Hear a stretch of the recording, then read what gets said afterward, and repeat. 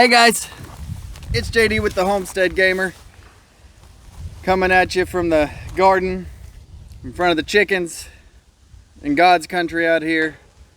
It's so peaceful, so nice. The wind's gently blowing. Some nice, beautiful clouds in front of me, or above me, I guess.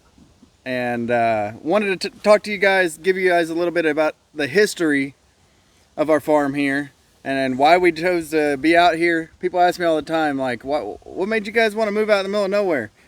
I'm like, well, I mean, it's not the middle of nowhere. I guess it kind of is the middle of somewhere-ish. We're about 25 minutes from anything, but we're about 25 minutes from everything that we would want to get to. We've got, 3 different places that we can get to from where we're at, and we're kind of in the middle of the landmass. So, but it's not bad. And we love it, of course, and the benefits way outweigh the downsides. So to take you back a little bit about why we decided to do this, ever since I figured out that you could buy a mountain and it was just buying some acres over the top of a hill, I wanted to do that. Sounded like a good idea to me. And so that was kind of in my head in high school, but I didn't really want to move. I've got family here, and obviously we've started our own family. And back when we found out we were pregnant with our first, we started looking for land, and we were looking for like 15, 20 acres. So we kind of had 2 reasons that we were looking out here, or looking for land. One is, I wanted to be the rich guy that owned all that land next to the Walmart. That guy wasn't rich. He just had land in the middle of nowhere, and they built stuff around him, and now he's got the last piece of land, and everybody says, oh, there's a rich guy. I guess that's a twofer. Wanted to have land that increased in value over time, which has turned out to be pretty good in the last few years. We bought the land in 2015, like January 1st. So that turned out to be pretty good. The land has increased in value, but there's still nothing around us. It's just increased in value. And the second part of like 1B is we were pregnant with our first, and Jace, the Homestead Gamer, and we wanted land that we could give to our kids, like a homestead, like a place that we could, establish for generations to come. We wanted a place that we could have family land and the boys could have room to build them a house. So reason number 2 is, when we were in town, I bought a house when I was 19, and it's just a starter home. It's like the neighbor gets home and he's like, 10 feet from your head while you're trying to sleep.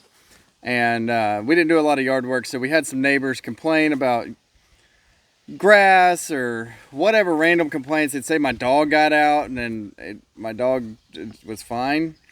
So they're like calling all kinds of stuff and basically having neighbor issues. And I didn't want to look out my window and see the neighbor, like in his window, like, hey neighbor, how you doing? I mean, nice guy and all, but it's a little too close.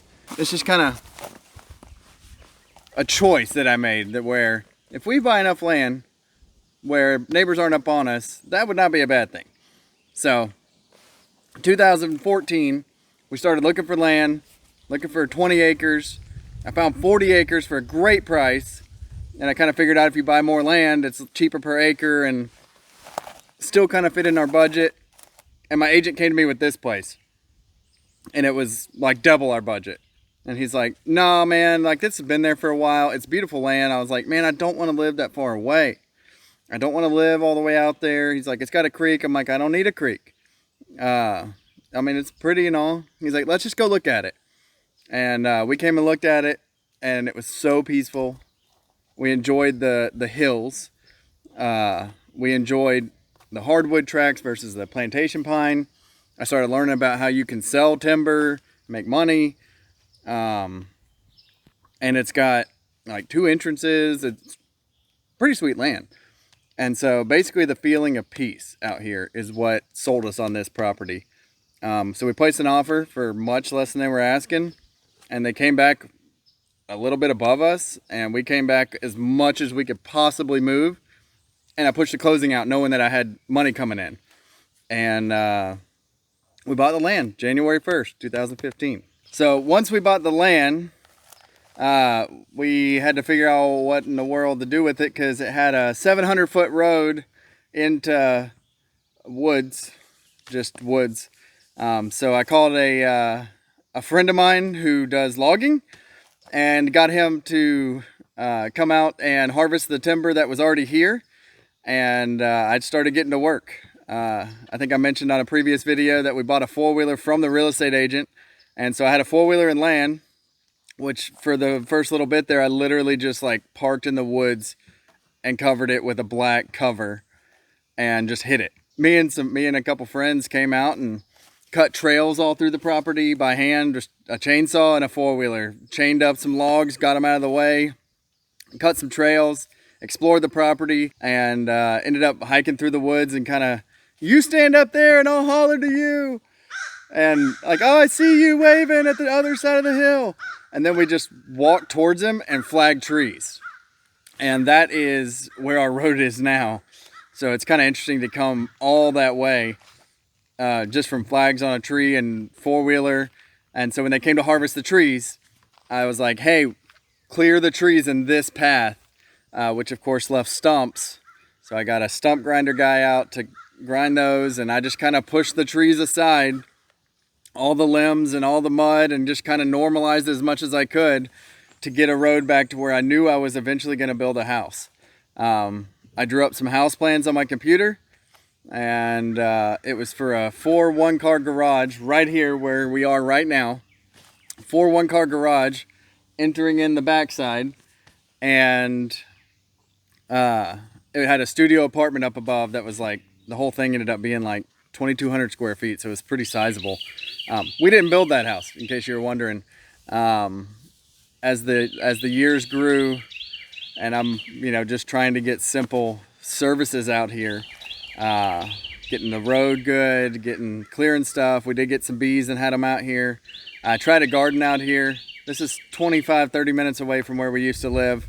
That didn't work, in case you're wondering. I would not advise having a garden where you don't live.